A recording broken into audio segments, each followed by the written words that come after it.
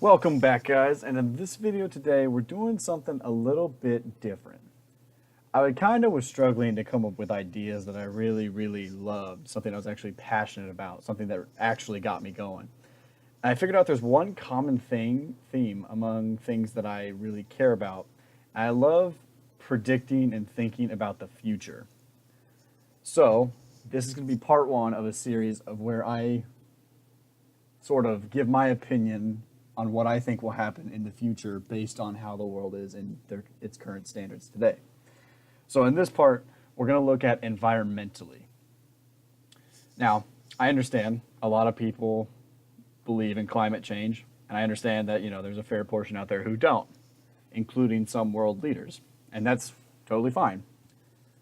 Now, in college I had a geology professor who did a little work with like climate change and stuff. And I asked him about it. I was like, what's like the debate here? Like what's the whole debate?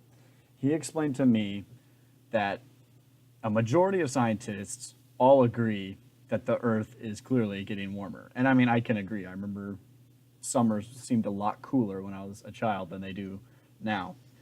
But he said the problem is we as like scientists, no one can agree how much human beings and our production is actually contributing to this warm up. There's no real proof out there that says humans are the sole cause of why the Earth's getting warmer. Because here's the actual thing: the Earth is actually still in technically a mini ice age. This is actually one of the Earth has like been a lot warmer than it is now, and in fact, it was a lot warmer a long time ago.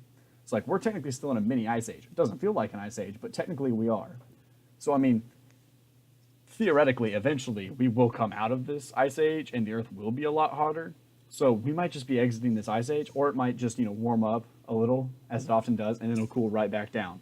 The Earth has a habit of fixing itself. Now, I understand where the concern is coming from. I mean, if it gets too hot, I mean, people won't be able to live in certain areas. That's completely understandable. And then I also understand, like, from the other side, it's like, well, there's no concrete evidence that we're the ones causing this. I know CO2 emissions notoriously do create like a greenhouse effect, but there's still no concrete proof that we're the overall contributor or if this is just a natural thing.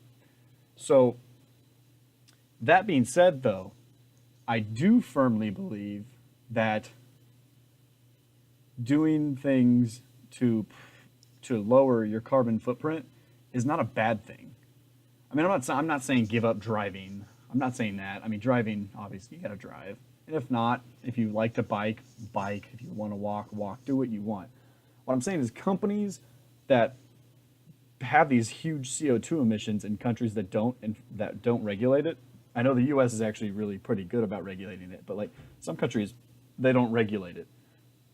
I think honestly forcing companies to reduce their CO2 emissions, it's not a bad thing. If it helps stop the earth from heating up, kudos, awesome.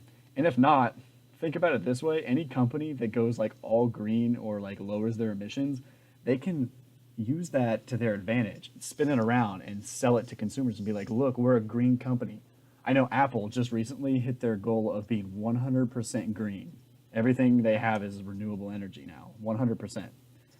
So like that's something they can easily put on their products and be like, look, we're a 100% renewable energy company, because people actually like people genuinely care about this, and they will care that that company is using renewable energy over churning out coal that's guzzling up CO2 into the atmosphere. So I mean, I really don't think it's a bad thing for companies to reduce emissions.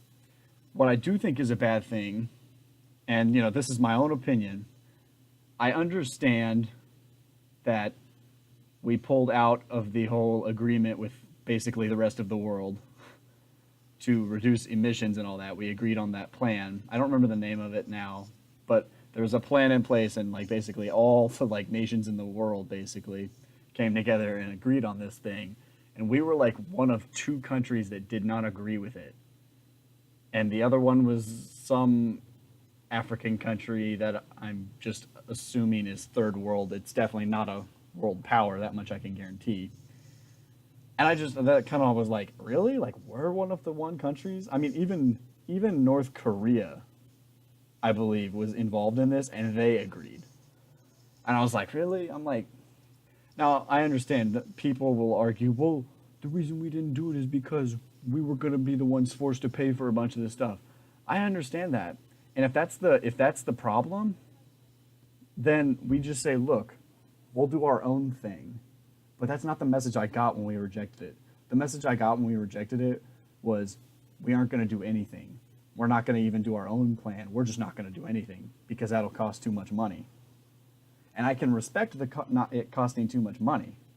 But what I can't respect is that we are willing to spend money on other things in its place. Because the government doesn't care about the budget. They don't care. They've made that quite evident because they don't balance the budget like anymore. So they don't care about the money. And they don't care about spending more than they have because they keep borrowing money and forgetting that we're trillions of dollars in debt. I don't know how you can. But they don't care about the money.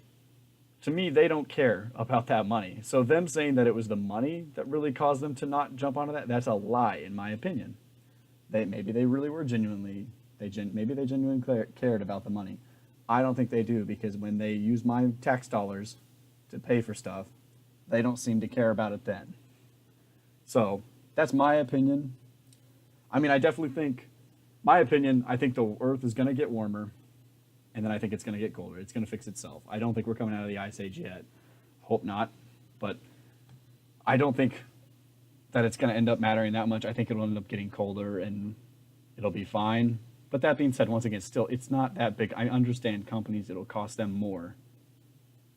But, I mean, companies make tons of money, and honestly, they can fork over a little to save the earth, as a lot of people say.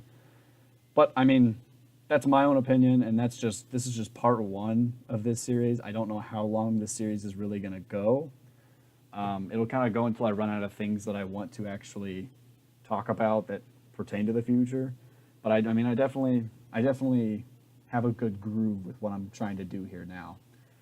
But anyway, I have a friend who actually wanted a shout out on this video, and his name is Dylan Shia LaBeouf Pugh. Look him up. He doesn't have Instagram, so don't look him up on that. But this one's for you, buddy.